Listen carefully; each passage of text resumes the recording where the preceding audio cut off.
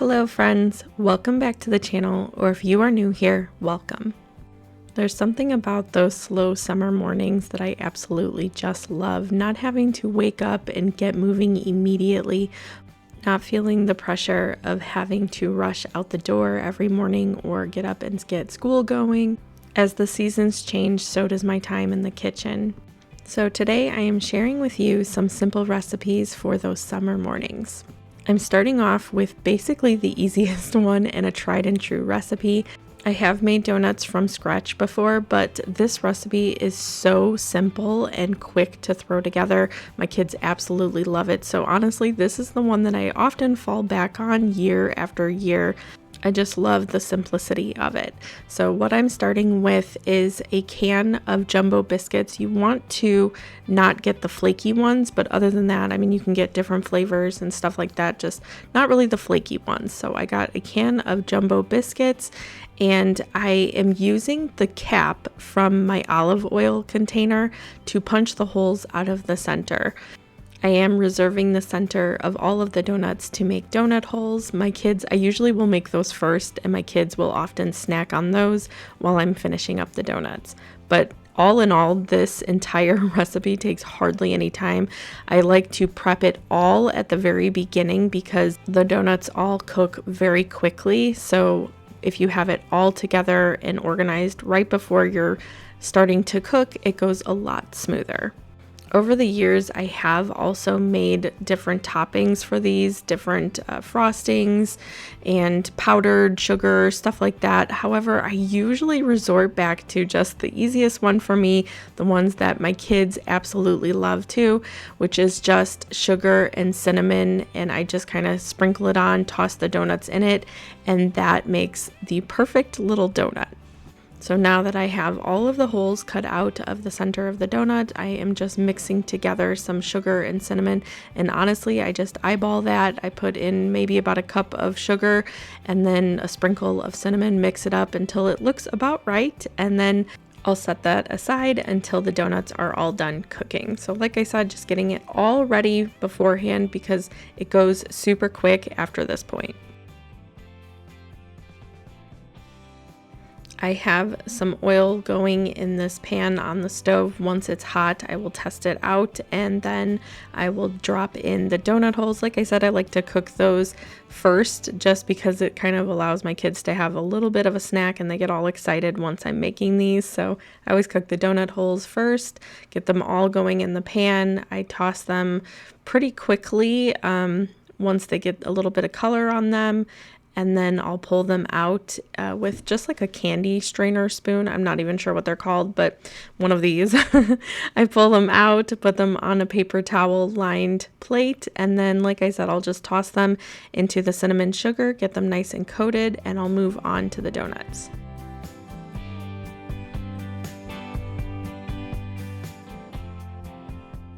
I mentioned that with the seasons changing, so does my time in the kitchen. In these warmer months, I try to spend a lot less time in the kitchen. That often usually will mean that I'm not making as many meals each day. I often will do breakfast closer to lunchtime, so I'm not doing as many meals throughout each day. That will usually hold us over for breakfast and lunch. I like to make a bunch of things kind of on the weekends so the kids can snack if they need to, and we really just aren't spending nearly as much time. I like to do a bunch of different baked goods, big, large casseroles, stuff like that in the summertime, especially for breakfast, because it's something that I can make early enough and just have out for people to have for breakfast or lunch or, just to kind of snack on throughout the day. I usually will do breakfasts and lunches like that throughout the summer, and it just allows us to have a lot more time outside of the kitchen and doing other things.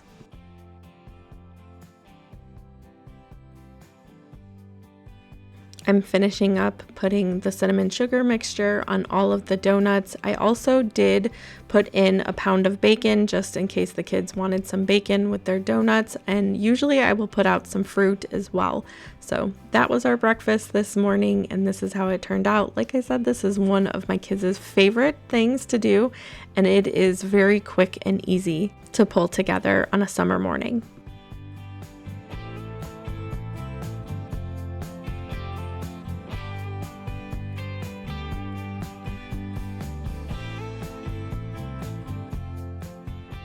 Another breakfast that is a huge, huge hit for basically anyone that has ever tried it at my house is breakfast enchiladas. Now, this is something that you can obviously make however you're wanting to switch it up, but I generally just do this the same way every time, and it is always a hit.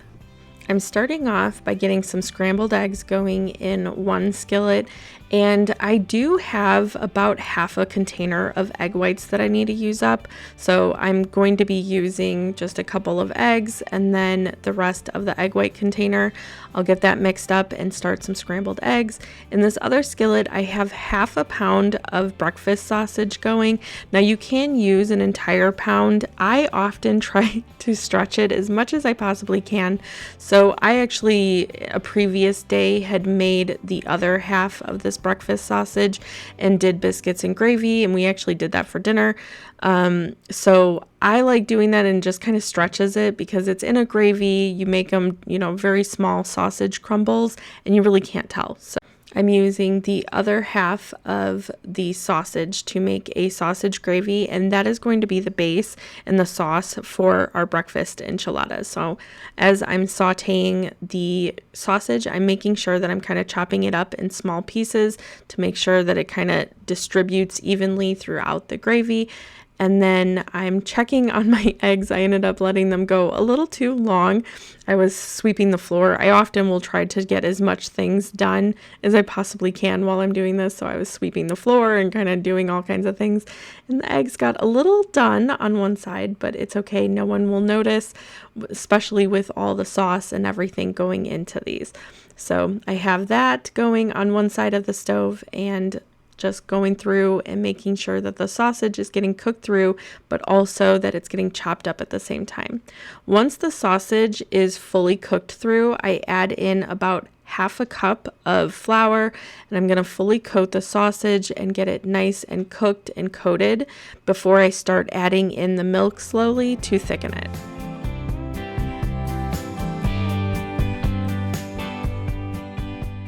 This is always how I make my sausage gravy. So if you're wanting a good sausage gravy recipe, this is always how I end up making it.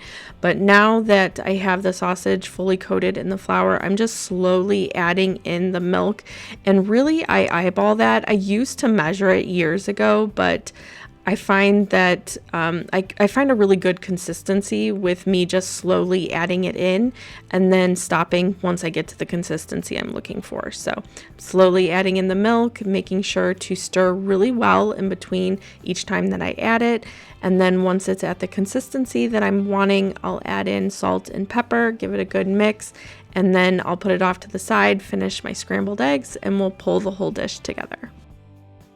I'm going to assemble the breakfast enchiladas exactly the same way I do my normal enchiladas. So I have a large baking dish. I'm going to put just a little bit of the sausage gravy in the bottom of it and spread it out. That way it makes it a little easier for the enchiladas to come out once they're all done and cooked. And as I mentioned, you can really stuff these with whatever you want. You can change up the ingredients however you're wanting. You can do bacon, you can really mix it up. You can add veggies, you can do whatever you're wanting to do, you can do. This is generally how I make it because this is how my family enjoys it. So I usually will put a scoop of scrambled eggs. I'll put a little bit of cheese inside of a flour tortilla, and then I roll it up and put it seam side down in the baking dish, and I just kind of fill the entire pan until it is full, and then I'll put it in the oven.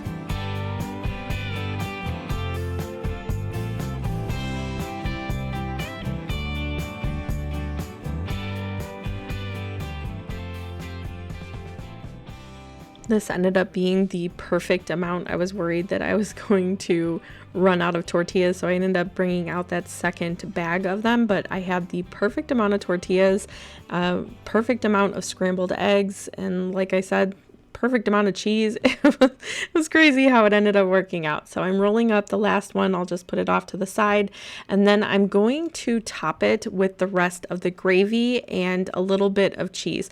Sometimes I'll add the cheese in with my eggs, but I didn't end up doing that this time, so I just put in a small little pinch of it in each one with the eggs, and then I'm going to top it with whatever I have left in this bag. I usually will bake this at 350 degrees for as long as it takes to get nice and bubbly on top, usually about 20-30 minutes. It really just depends, but it's all cooked through. So once it gets nice and bubbly on top is when I pull it out. And here is how they turned out. Like I said, this is one of my family's favorite breakfasts. I don't make it too often, but I like having it on hand because it will feed us breakfast for several days. This is also a really great dish if you plan on having company, because I have not met a single person that does not like this. Our next recipe that we're going to be making is coffee cake. Now, this is the first time that I've ever made this particular recipe, and I have made it before like years ago, and I want to say that it was good, but it was so long ago I don't have that recipe anymore. So I'm trying out this new recipe, and for full transparency, I was kind of nervous. So I had started making it, and then I noticed that there was no sugar added to it, and I thought that was really kind of weird. So I'm adding sugar here to the batter, and I added in 1 cup because that is what Google said to do. However, the recipe, which I will have listed down below if you're wanting to try it out yourself, it did not have any sugar listed. So how I did it was 1 cup of white sugar, if you're wanting to try it. And that actually, it ended up tasting really good. I'm not really sure why it did not have it, unless I'm missing something, but I could have sworn that coffee cake usually is pretty sweet and usually has sugar added to the batter. So that is why I did that.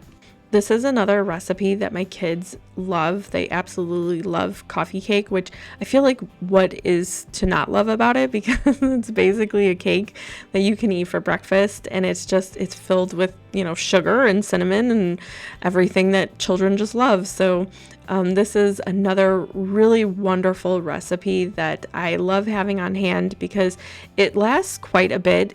I was a little unsure at first because it had me put it in a smaller pan, and I hate doing that because I feel like it just doesn't ever last. However, it ended up rising really well, so even though the pieces were kind of small cut out in the pan, they were actually really decently sized pieces because it had rose so well. So you definitely can put this in a larger pan if you're wanting. I ended up following the directions and keeping it in the smaller pan, but I know next time I'll definitely put it in the larger pan. Regardless of the pan though, this ended up being such a wonderful recipe, and I was able to put quite a bit aside for snacking on and quick breakfast throughout the week. This will definitely be on our summer rotation moving forward.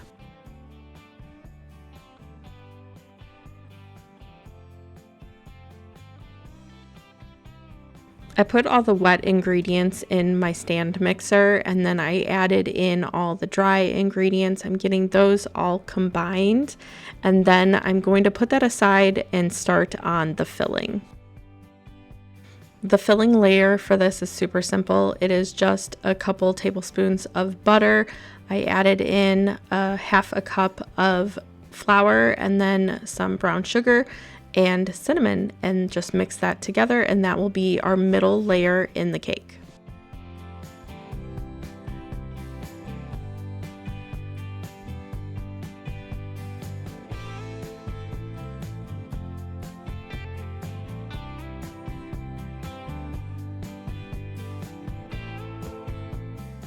While I'm getting this all mixed together, I'm curious if you guys have any recipes that you usually make in the summertime, or do you spend summer testing out new recipes?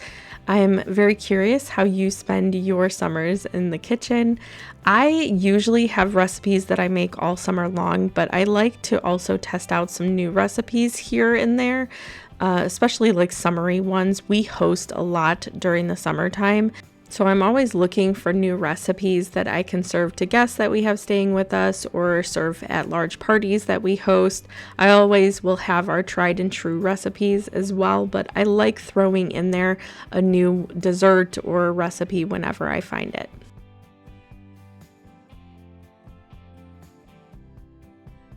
Now that I have the center all put together, I'm going to put in half of the batter into this pan.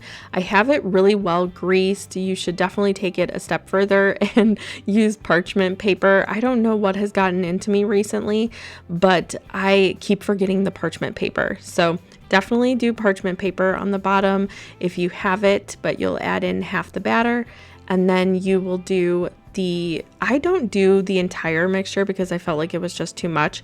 So the middle mixture, I just made sure I had a really thick amount on there, but I didn't add in all of it because I just felt like all of it would have been too much. You'll spread that nice and evenly all across the batter, and then you'll put in the rest of the batter on top. Again, make sure it's nice and evenly all over this middle mixture. And then we're going to make the crumble for the top. At this point, this is where I started realizing I definitely could have used the larger pan. I had the larger pan out to begin with, and then I'm like, no, I just don't think it's gonna be big enough. And so, but at this point, I started questioning like, oh, I wonder if I should have used the larger pan. I don't want it cooking over. So I did end up adding a baking sheet to the bottom of the oven. So in case it did spill over, it didn't, but I did get a little worried at this point about the size of the pan.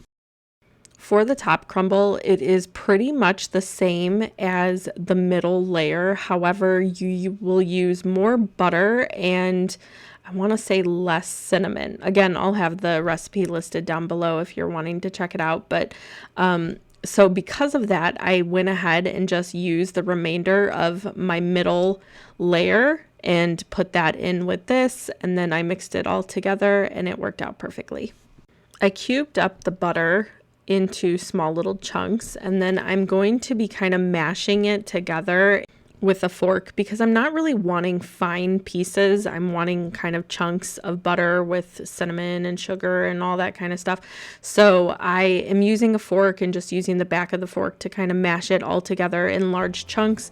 And once it is all combined, then I'm going to add it to the top of the batter.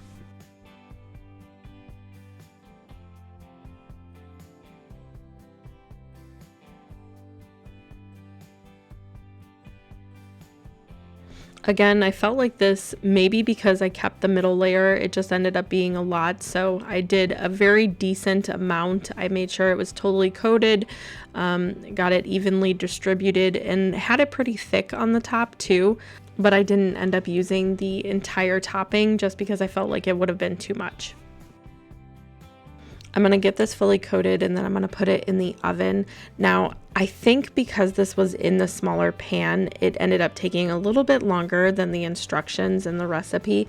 I did set a timer and I checked it at that amount of time in the recipe, but which I think was 30 minutes.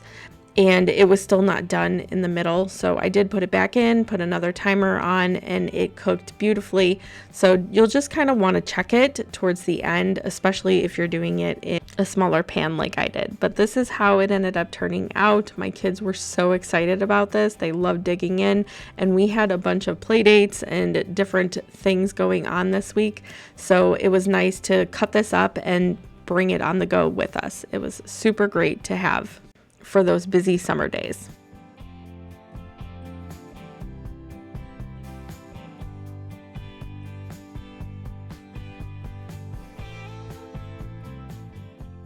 If you've been on my channel for a while, this will be no surprise to you at all, but I am making some chocolate chip banana muffins. This is my absolute favorite recipe. My kids love these, and whenever I have bananas that really need used, this is always the recipe I use them in. I have made these so many times on my channel because we were always making these at my house. We always have just a couple of bananas that are a little too ripe, and so it is wonderful to be able to use them for this. My daughter, she often will use them for like smoothies and stuff too, but these are such a favorite, and they're really great in the freezer too. So whenever I was having my surgery, I made a bunch of different kinds of muffins, and these were ones that I made sure I had I think I had a double batch of these going in my freezer. That way we can kind of just pull them out. You could do it a couple at a time and just defrost them, and it makes a really quick, simple summer breakfast. I mean, it really all year round I'm making these, so it's not just summer, but they're very easy to make ahead of time, put in the freezer, and then just pull out however many you need. They're great on the go, and you can kind of switch them up however you're wanting. I personally love walnuts in my banana nut muffins, but my kids are not a fan, so they always like the chocolate chips because, of course, what is to not like about chocolate chips? So we will usually put chocolate chips in them if it's for the kids, and we will have a large batch going most of the time in our freezer. I also love this recipe because it is so simple. I have tried so many banana muffin recipes. This is for a loaf, and I just make them into little muffins. So if you're wanting to put this in a loaf, you could definitely do that too. That's ultimately what this recipe is from. But I love this because it is so super simple. I've tried a million over the years, and I feel like they're just making them too complicated. Like, it doesn't need to be that complicated. And these ones are just so simple. And this one is actually one that I came across only just a couple months ago. So I've had this recipe passed down to me from many generations, but I just actually got my hands on it a couple months ago, and we have been making it nonstop since I got it. This is my ultimate favorite. I've had it since I was a kid, from my, I want to say like great grandma making these and passing this recipe down, and I never had it, and I tried a bunch of different ones, and then finally I got my hands on it. So I have been making it nonstop since, and my kids, like I said, this is one of their absolute favorites. Just like mine, it is one of my favorites too. So to start, I always just mash up the bananas. I usually use 3 or 4 of them, and then you'll add in melted butter, the sugar, 2 eggs, vanilla, a little splash of milk, mix that together, and then you'll add in the dry ingredients, mix that all up. And like I said, if you're wanting to do like a nut, you could chop that up and have that in there, but my kids really enjoy chocolate chips, so I'll be adding that in, and then you can make it as a loaf if you're wanting. My kids just really love eating things the shape of muffins, so that is what I'm going to be doing. I'll make them into muffins, and then whatever they don't eat this morning, I'll end up putting in a freezer bag in our freezer, and I'll just pull them out of the freezer for the mornings ahead as we're wanting them.